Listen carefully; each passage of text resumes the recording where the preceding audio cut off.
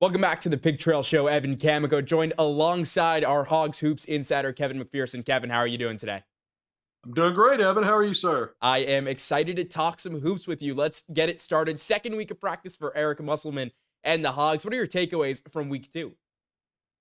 Well, it's interesting. To me, the big takeaway was the roster being loaded onto the Razorbacks official website because practice is one thing, and it's early, it's limited, and it's important. They're doing important stuff out there, but the roster is what caught my eye this week for several reasons. One is you always want to see the names on that roster, what their heights are, their weights. Mm-hmm. And this year, Arkansas added a different feature. It actually included the number of years of playing eligibility the players have, which I thought was smart because of the COVID extra year that a lot of the older players had. It added extra time on their play calendar. And so you'd have a super senior guy being a senior twice, things like that. So I think it helped clarify some things. Another thing that stood out about the roster release, Arkansas lists 5 players on its roster as 6'10", exactly 6'10". And there's this kind of notion that Arkansas needs to add more size on its front line. I don't agree with that. I think they are looking to add it, and I'm going to talk a little bit about it, a piece to the front line, but I think it's going to be more of a, they're probably focused on a more 3-4 combo top, not necessarily a guy bringing size. And so when you look at 4 on scholarship and a walk-on all at 6'10", but, Trevor in Brazil, who's really the centerpiece for this team, Eric Musselman last year said he was one of the top 5 players in the SEC. He got hurt in non-conference play, had season-ending surgery, so he really wasn't a part of a team's SEC run and then the run of the Sweet 16. But he's listed at 6'10". Regular starter Mekhi Mitchell was listed last year at 6'9". He's now 6'10" on the roster. Jalen Graham, a key reserve on the front line, last year 6'9", this year on the roster 6'10". And then incoming freshman Bay Fall, who's still not on campus, by the way, but that could be resolved any day now as far as his actual arrival. But he's listed on the roster. He signed in the earlier period. He played in the McDonald's All-American game, so a big-time incoming freshman. Also listed at 6'10". You look at the numbers for all the newcomers. Bay Fall will be wearing number 10. That's significant at Arkansas, Evan, because if you look back at the last 3 big men who came in to the Razorbacks program that wore number 10, it goes back the past decade. Bobby Portis, who ended up in his sophomore season being SEC Player of the Year, was a first-round draft pick, was a second-team Associated Press All-American. After him, it was Daniel Gafford who wore that number 10, all-league performer, played 2 seasons. Arkansas went in the draft, went in the early second round.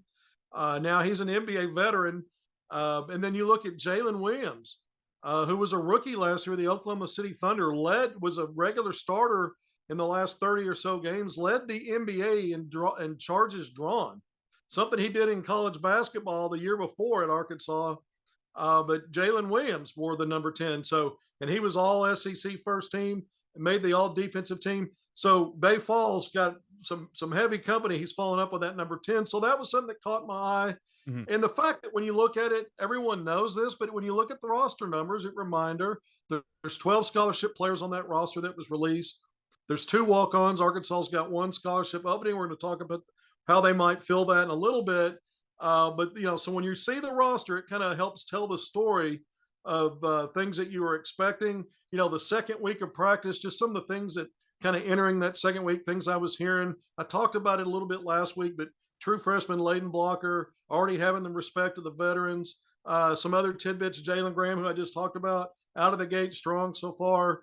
And some other things that we get. But Arkansas also early on in the early limited practices, Evan, they have this tradition each year of kind of, I won't call it cross training exactly, but they kind of dip their toe into multi sports. They have a boxing workout that went down. I have an article by Hogville, my Hoop Hogs notebook on hogville.net. And the photo I use is the team photo they took in their boxing. They got in the boxing gym. They always have a boxing workout and go through some of that, punching the heavy bags, doing all the work. So that's always a great team bonding event, and it gets you into another sport, another realm.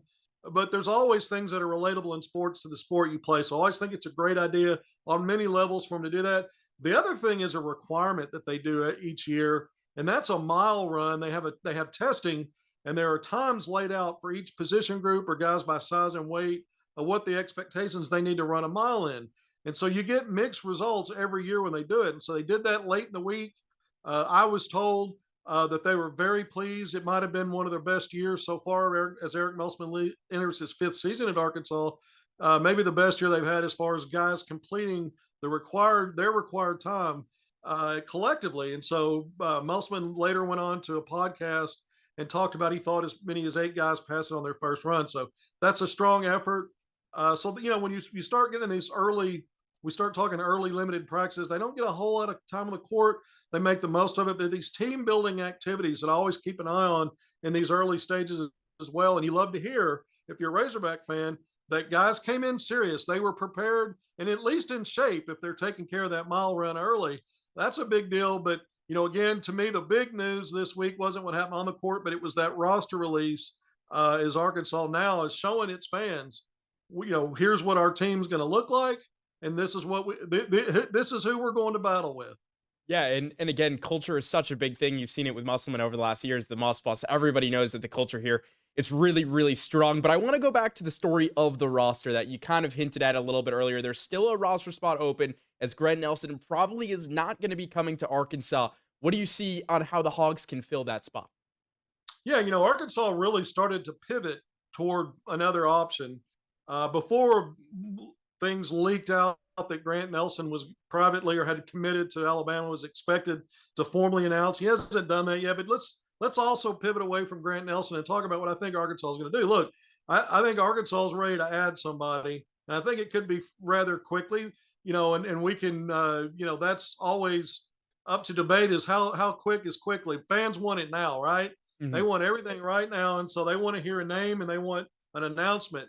But when I use quickly or rather soon, I'm thinking in the next few days, maybe weeks. But I think something's already in motion, and I think the university and the prospect are probably looking to dot I's, cross T's, and make sure everything's in place and he's on campus. So it may take all of that to happen before we see a public announcement.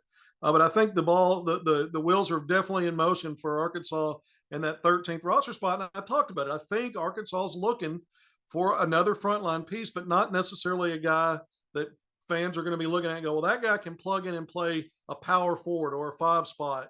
I think it's going to be someone with more versatility, types of players that Musselman has brought in over the years. So it should come no surprise. And I think it's more of a 3-4 combo type, a guy that's as a wing can defend multiple guard positions, a guy that can, use quickness and get to the basket, slashing ability, things like that, but also in a small ball lineup, competent to play that small ball forward. They can defend maybe a bigger player and get on the glass and do some of the other things. And so I think Musselman's always looking to add those types of guys. That's what Jordan Walsh, who we interviewed earlier on Pig Trail Nation, that was a role he played last year as a true freshman. And you go back in history, Arkansas had Trey Wade the year before that, who they got out of the transfer portal. And there was a guy that battled injuries early. He was kind of an afterthought on the roster about midway through the season. Arkansas was struggling out of the gates in SEC play. He was inserted in the starting lineup. He brought toughness. He helped set a tone. He was a veteran guy.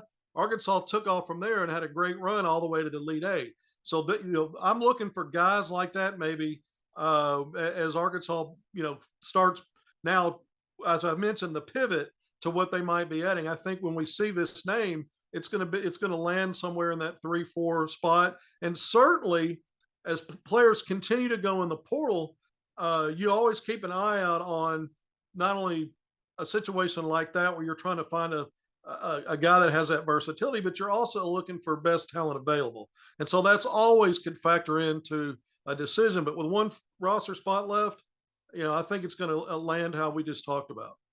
Yeah, it'll be interesting to see what Eric Musselman and co do over the next couple weeks to fill that roster spot. Anyway, let's pivot to the NBA draft. The last thing we'll really talk about, unprecedented and potentially going to be happening in New York. 4 Hogs are, looking at going in the first 2 rounds. Kevin, where do you see on that? How does the draft play out, and what does it mean for Eric Musselman and his program?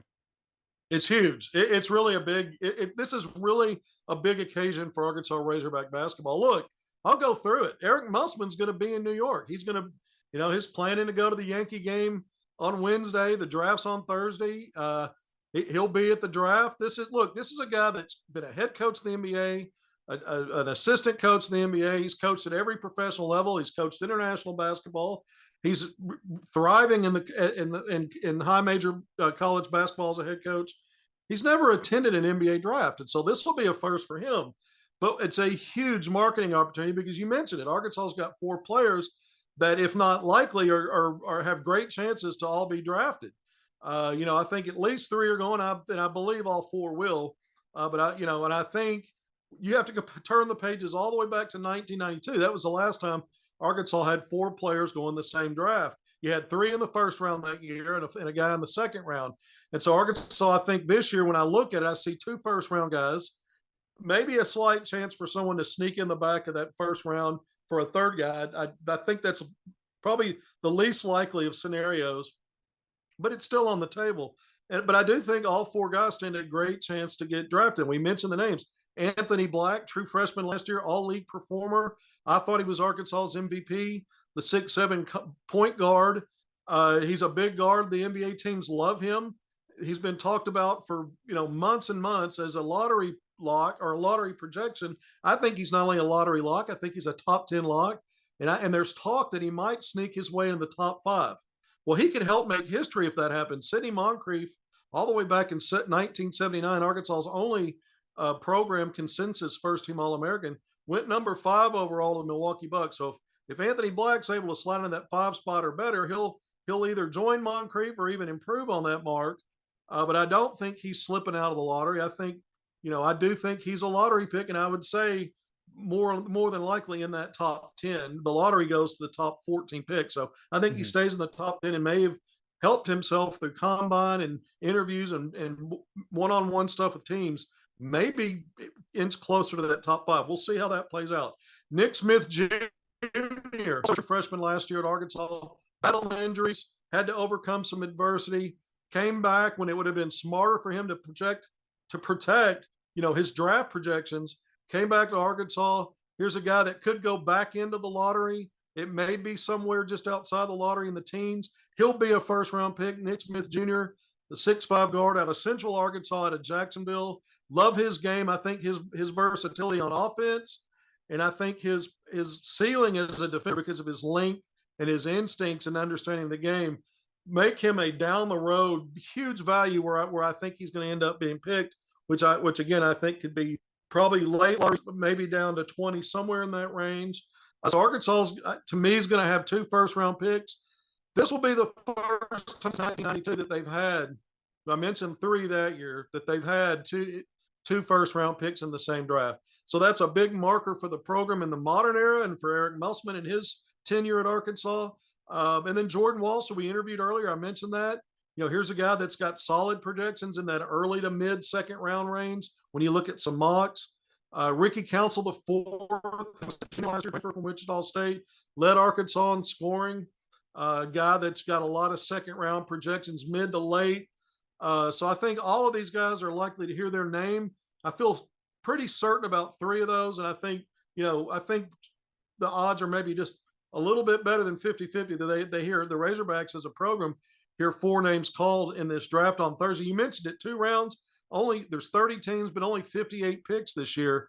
So it's a situation where you've got 4 Hogs that were invited to the combine. So all of them were projected based on feedback from teams. That's how those invites go out to be draftable. And I don't think that's really changed in the weeks since the combine back in mid-May. And Kevin, before we let you go, anything else that we might have missed, anything that you want to bring up? Well, I'll just throw it in. I'll be in New York City.